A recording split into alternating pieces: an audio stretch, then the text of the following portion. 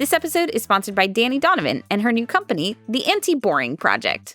Hello, brains. Those with ADHD are not the only ones who struggle with time management or finances or organization. So a lot of the tools that exist are not actually designed with ADHD in mind, or accounts for the other struggles that we might have, or sometimes the extent to which we struggle. Because yeah, everybody loses their keys sometimes. There's a reason why key hooks exist. It's so that we put our keys back in the same place. But key hooks are not necessarily designed with ADHD in mind, because they require actually remembering to put your keys on the key hook, which is not something that we might always do. So we find these strategies and then we try them and quickly find out that they don't work for us and give up on them, or sometimes on ourselves. Like, this doesn't work for me, or I suck. I can't do this. And that happens a lot. And a lot of times we blame ourselves, like we must not be doing it right, or we must not be trying hard enough. But here's the thing. Most tools, most solutions are not going to work out of the box if you have ADHD. Most are not designed for you. They're not designed the way that your brain works. And even if they take ADHD into account, they can't possibly take your unique flavor of ADHD into account. But there are also tools that a lot of people with ADHD find really helpful and use very effectively that I struggle with. Elaborate organizational systems are designed to support executive function, right? Like, if things are divided up into categories and file folders and you put things where they're supposed to go, then you are organized, and then you can theoretically find things when you need to. At the beginning of every school year, my mom would take me to Staples and we would buy a bunch of organizational supplies. So I'd buy binders and folders for the binders and tabs, and I would get a planner, and it would often be a very elaborate planner because I liked writing tiny, and I liked the idea of having all of these compartments, and I'm gonna be super, super organized. And I would take it home and I would spend a week just setting everything up perfectly, exactly how I wanted it to be set up, and using it and practicing with it. And it would work great for like a week until I got busy and everything fell apart. It was maybe a great planner. It was maybe a great binder. The system that my mom showed me may have been fantastic for somebody else, but it was too much for me to keep up with. And that's actually really common for people with ADHD, to have trouble maintaining systems. We might be great at setting them up while we're hyper-focused on them, but once life happens and we are behind schedule and racing from one thing to the next, systems can fall apart really quickly for us. Organizational systems, especially if they're really elaborate, can sometimes be hard to maintain. Maintenance tasks are not necessarily the easiest thing in the world for people with ADHD. Before I jump into more examples of tools I've tried, I want to share another great resource I use to find new strategies, the Anti-Planner. It is full of amazing ADHD-friendly strategies. You can grab a copy of it now. It's sold out 4 times, but it's finally back in stock, and it's amazing. I've done a video on it before. You can check that out here. But basically, it was created by a designer with ADHD, Dani Donovan. You may know her from her comics, TikToks, videos on our channel, and it was created specifically to help with the common emotional roadblocks those with ADHD face that can lead us to procrastinate. I call it my in case of emergency break glass book because I keep it somewhere easy to access in case my normal strategies fail and I need a little extra help. You just find the tab for the main emotion that's getting in your way. Read the "How are you feeling?" descriptions, flip to that subsection, and see which strategy might help. Then you choose an activity you'd like to try and get started. As you can see, the Anti-Planner is not a planner. It is an illustrated toolbox of 165 plus different strategies, activities, games, challenges, prompts, coloring pages. And the Anti-Planner has a 4.98 star rating with hundreds of reviews. It's also available in a clean version if you prefer, or want a copy for your kid. If you'd like a copy of either version, click the link in the description or scan the QR and use the code HOWTOADHD at checkout to get an extra $10 off Anti-Planner books and bundles until August 30th, 2024. Assuming it doesn't sell out again first. Now, back to the video. Smartwatches are a really good example. I have really tried with smartwatches. I really love the idea of a smartwatch. It's supposed to help with a lot of things. I can't use them because I have sensory sensitivities, and at some point during the day, I will have taken it off and I will get home at the end of the day and have no idea where it came off. Just at some point, my brain or body is like, I don't like this, and I will take it off without even noticing because, hi, I'm very inattentive. I've gone through like 2 or 3 smartwatches this way. So I've finally given up on smartwatches. Like, yes, they're helpful. Yes, they could be great for a lot of things, but they aren't going to work for me just because I can't keep it on my wrist. The envelope system is another one. The envelope system is A really brilliant way to manage finances. At the beginning of the month, take all your money and you put it in different envelopes to represent what that money needs to go for, so that you don't have just this giant pile of money that you're like, I can buy whatever I want. I have money. And then at the end of the month, you're like, wait, I couldn't pay my bills. What happened? You take all the money that you're bringing in, and this theoretically should have worked beautifully for me as a server because I had cash. That was what I brought home every night was cash. Putting in envelopes to spend on what it needs to be spent on throughout the month. Like this is for groceries and this is for rent and this is for whatever. Theoretically, amazing system. A lot of people with ADHD like it. I had a lot of trouble with that one because I would forget to buy envelopes, or I would forget to put the money in the envelopes, or I would lose the envelopes, or this happened a lot, I would borrow money from one of the envelopes because I didn't plan well and I actually needed it for something that I didn't account for or whatever. I would borrow money from one of the envelopes going, okay, like I'll just pick up an extra shift and then I'll put the money back. But then I would forget which envelope I took it from. I could have written down on the envelope, but a lot of times I couldn't find a pen. So, didn't work great for me. Sometimes I would take the envelope with me, like, oh, I'm gonna go grocery shopping on the way home or whatever, and then be too tired, and I wouldn't go grocery shopping on the way home.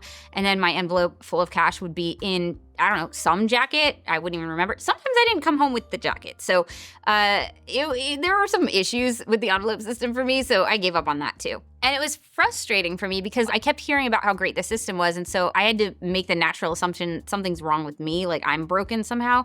Like, why can't I make this work?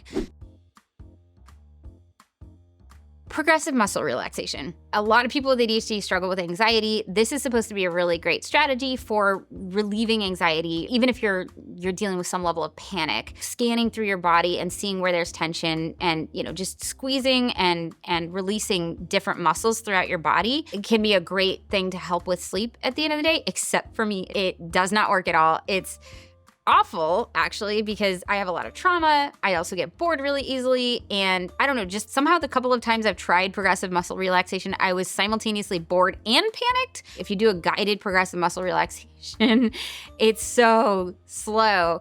And I'm like, I need to go to sleep. I have to get up in the morning. And like 5 minutes later, we're like at my shoulders. And I'm like, lift your shoulders and then drop them, and then like notice the tension in your it gives me the creepy crawlies even thinking about doing it. Until this happened. I was in an intensive outpatient program for postpartum depression and anxiety, and it was fantastic. I learned a lot. Most of the tools that I learned were tools I was already aware of. I'd already tried them. I was frankly a little bit smug about this one. I was just like, yeah, that does not work for me. I know it doesn't work for me. But the facilitators were like, great, well, we're going to do it as a group. I was like, okay, I'll do it with the rest of the group, but I am not going to sit there and do an exercise that I know is awful for me. So almost oppositionally, I was like, I'm gonna do it, but I'm not gonna do it the way I'm supposed to do it. I'm gonna do it my way. And I knew it was not the right way of doing it, but I was like, cool, I'll follow along technically with the exercise, but really what I'm gonna be doing is like yoga. I'm gonna be doing my own stretches. So I was technically complying with what I was supposed to be doing, but I was really stretching, and I was doing it just to get through it, just to make it tolerable for myself. I didn't wanna be the one person that was making it difficult for everybody by saying, I'm not gonna do this because it doesn't work for me. And the funniest thing happened, by the time I got to the end of this video, I was more relaxed than I think I have been in, years. And I went, wow, that worked really well. I just had to do it in a way that worked for me. And it was really humbling because it reminded me of something that I knew. I knew this, I've forgotten it apparently, but I knew it. Most of the strategies that are meant to help with the things that people with ADHD struggle with are not going to work out of the box for somebody with ADHD. Most of the time they don't, but that doesn't mean that they won't work. Sometimes we just need to adapt them. I have learned that I need to set up organizational systems with really broad categories. Books go on the bookshelf. Papers go in this stack. Would I be more organized if I had subcategories or subcategories within the subcategories? No, actually, because I wouldn't be organized at all, because I wouldn't be able to maintain that. So for me, an organizational system is not gonna work unless it's one that I can maintain, which for me means that I have to have categories be very broad. The envelope system, Works great for me now because I do it digitally. I gave up on cash. I was not good at keeping track of cash, but I essentially use a version of the envelope system now where I have different accounts for different things. So here is my emergency fund, and here is my savings, and here is like my play money, and here is money for bills. When I get paid, I can put money into these different accounts and spend money the way that I need to and not run out of money for bills because I was busy spending money on hobbies. I do use that system, but I do it digitally because then I can't lose the money the way that I lost cash. And if I borrow money from one account, which I do, I don't have to go find a pen and write it on an envelope. It is tracked for me so that I can go back and look and see, okay, what account did I tap into? And I can go put that money back. Smartwatches. I still have a smartwatch. I didn't think it counted, I guess, but it actually does now that I think about it. I use it to track my workout and then I put it right back on the charger. I only use it the rest of the day to find my iPhone, which probably happens 3 or 4 times a day. Am I using it the way that I'm supposed to? Absolutely not. But I don't lose it this way, and it is still very, very helpful for me. I don't have to use all of the features that it comes with or use it all of the day for it to be worth it to me. This idea of using the tool the way it's meant to be used from the ability to use it at all. It does count. It is using this tool if you are using it in a way that it works for you. And that is right. A lot of the time, the way that it was intended to use is not right for us because it wasn't designed for us. So what do? I think the solution here is to recognize that most of the time, a solution is not gonna work for us right out of the box. It's not, because these solutions, while they may have been designed to help with a particular struggle that we struggle with, they were not necessarily designed to work with our brains. They weren't necessarily designed to take our specific challenges into account or our specific needs into account. So a lot of the time, if we're gonna get a tool to work for us, we need to adapt it. That's not doing it wrong.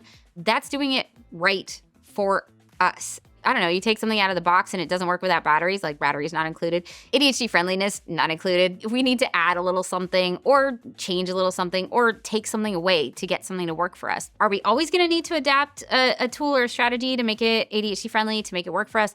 No, sometimes things do work out of the box. I've noticed that if a tool is designed by somebody with ADHD, it is more likely to work for me out of the box because probably they designed it with their ADHD in mind and their particular struggles in mind, or they designed it in a way that made sense to them. And if they have a brain that works similarly to mine, it probably will make sense for me too. Not always. People with ADHD do not all have the same brain. What works for one person with ADHD does not necessarily work for somebody else with ADHD. Even if something works for us one day, it doesn't mean that it'll necessarily work the next day. I also created something called an ADHD-friendly rubric with Dr. Deirdre Kelly, a neuroscientist, as a way to predict whether or not something will likely be your ADHD friendly. So I'll link to that in the description below.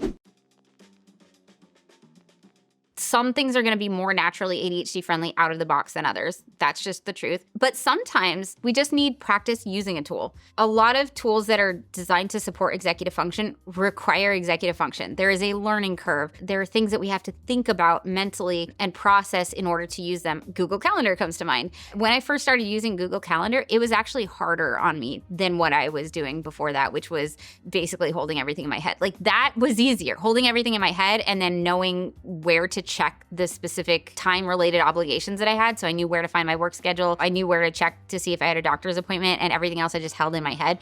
That was actually easier for me than using Google Calendar at first because it was a new system for me. I didn't necessarily know how to use it effectively. I also struggled a lot with time management. And so a lot of times I would put stuff into my calendar thinking that that's how time worked. And then I would find out that's not how time works. And I would have to rearrange everything. It was actually a really big burden for a long time. And I was like, why do people use this? This is awful. This is not at all worth the amount of time and energy I'm putting into it. Now it is, because I have automatic time blocks set up. I've figured out how to work with it in a way that works for me. I can't adapt the product. I can't change this product, but I can change the way that I interact with it, and I can change the way I use it. But mostly I do use it the way that it is intended to be used now.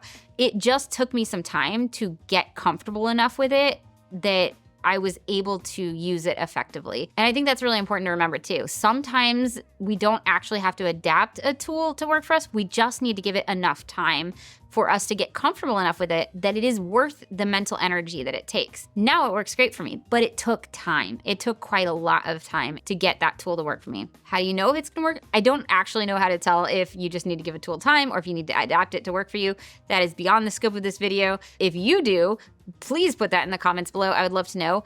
But I think regardless, if we give up on a tool at the first sign of failure, we're not really giving ourselves a chance to either get used to it enough that it's going to start being worth the effort we're putting in, or giving ourselves a chance to see where we might need to change it or adapt it in order to work for us. If you found a strategy that didn't work for you, but then you adapted it and now it works great for you, please put that in the comments below, because I really want to encourage this community to start to do that, to start to recognize, like, it's not gonna work for us out of the box, but here's the extra thing we can add to it, or here's what we can do differently that might make it work. The point of all of this is I'm hoping that we as a community can start shifting our thinking from this does not work for me, or I can't do this, to this doesn't work for me as is, or this doesn't work for me yet. So what would need to change for it to work for me? Because ideally we want these tools to be able to work for us. The whole point is that we can make our lives easier by using